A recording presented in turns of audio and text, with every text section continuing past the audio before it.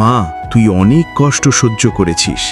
তুই নিজে না খাইয়া আমাকে খাওয়াইছিস। নে এটা, এই হাঁড়িটা রাখ। প্রতিদিন এতে এক মুঠো সোনা বের হবে। আহা, এই হাঁড়ি তো আমারই প্রাপ্য। এখন বুঝলাম ও কিভাবে ধনী হলো। আজ রাতেই আমি হাঁড়িটা নিয়ে যাব। আর খেতে গিয়ে রাতের অন্ধকারে তার স্বামীকে মেরে ফেলে।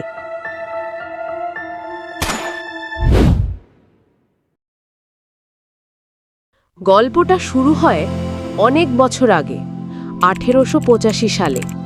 জায়গাটার নাম ছিল সোনারপুর গ্রাম। এই গ্রামে থাকত এক ক্ষমতাশালী মানুষ, মকবুল শাহ। গ্রামের সবাই তার ভয়ে ভয়ে থাকত। সেই গ্রামে গরিব এক পরিবারও থাকত। তাদের কখনো সুখ ছিল না। এখন তারা খুশি, তাদের 2টা বাচ্চা আছে। স্বামীর নাম হাশেম আলী, স্ত্রীর নাম সাবেরা। তাদের 2টো ছোট্ট সন্তান, মালেকা আর রফিক। এই সাবেরা, তুই আমার স্ত্রী হবি। আমি যা চাই তাই হয়। রাজি হ। রাজি না হলে তোর অনেক বড় ক্ষতি হবে। তোকে রানী করে রাখব। এই গরিব ভিখারি তোকে কি দিবে? তুই আমার কাছে আয়, জীবনটা আরামে কাটিয়ে দিবি। আপনি নিজেকে কি ভাবেন? হ্যাঁ, আপনার টাকা পয়সা আছে বলে যা খুশি তাই করবেন? এটা কিন্তু আল্লাহ সইবে না। আমি কখনো রাজি হব না। আমার স্বামী আছে, আমার সন্তান আছে।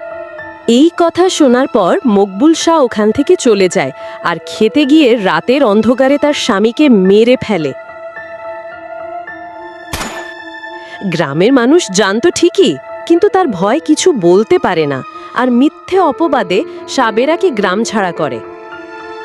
সাবেরা জঙ্গলে গিয়ে একটা সুন্দর বাঁশের বাড়ি তৈরি করলো। কাঠ কেটে বাজারে বেচে, ফল খেয়ে আর বাচ্চাদের নিয়ে বেঁচে থাকতে লাগলো। হঠাৎ একদিন ক্ষুধার্ত দরবেশ এলো তার বাড়িতে।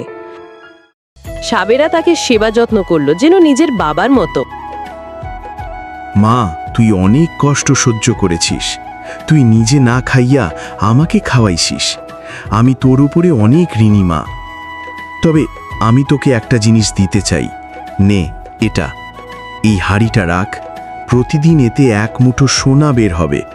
তবে মনে রেখো, লোভ যেন তোকে গ্রাস না করে। এরপর থেকে সাবেরা ধীরে ধীরে সুখে থাকতে শুরু করলো। সন্তানদের ভালো খাওয়া, ভালো কাপড় সবই হলো। তার পাশাপাশি মানুষকেও সাহায্য করলো।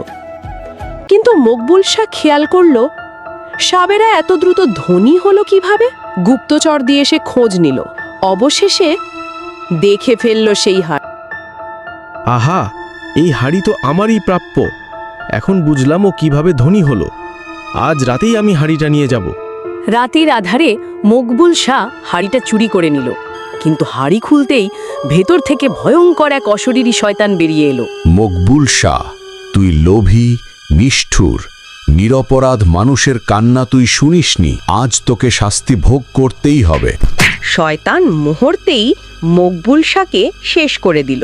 আর সাবেরা ও তার সন্তানরা সুখে শান্তিতে বাকি জীবন কাটাতে লাগলো, আর গরিব মানুষদের সাহায্য করে। ধন্যবাদ আপনাদের ভিডিওটা শেষ পর্যন্ত দেখার জন্য। যদি আমাদের ভিডিও ভালো লাগে অবশ্যই একটা সাবস্ক্রাইব করে দেবেন। আর কেমন ভিডিও চান অবশ্যই কমেন্ট করে জানাবেন। সবাই ভালো থাকবেন। আল্লাহ হাফেজ। আসসালামু আলাইকুম।